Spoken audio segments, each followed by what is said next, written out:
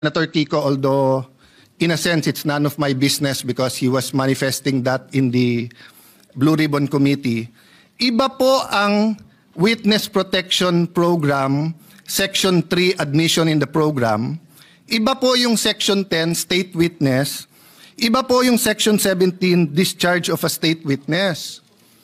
Yung pong sinasabing he does not appear to be the most guilty, yan po ay tatanggapin natin pag state witness na wala po tayo doon. Nandun pa lang tayo sa Section 3 protection. So let me make that clear ha.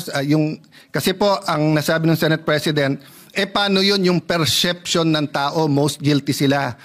First of all, I don't agree. Kaya nga nagrarally, alam ng tao may mastermind sa likod nila.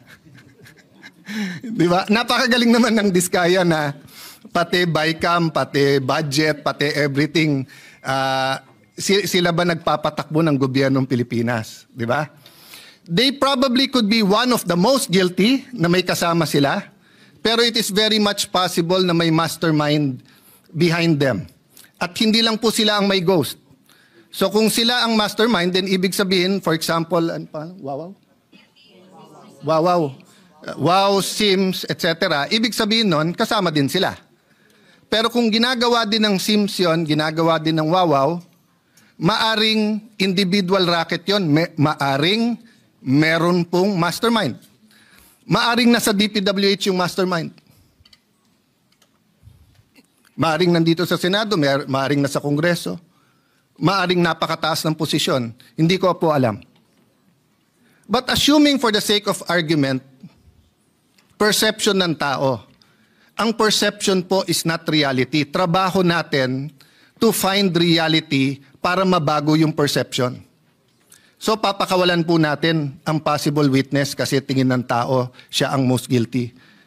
So, halimbawa po kay Napoles, if there was someone most guilty, wag na natin habulin kasi tingin ng tao siya most guilty. Dapat hinabol natin. No? Ngayon, siya mukhang most guilty, siya yung nakakulong. What's my point, Mr. President? Bakit nag-react si Senator Marcoleta? If I may, Senator, I cannot speak for you, but you're my good friend. Mr. Senate President, siya lang naman ang mamadali kaya siya tinamaan.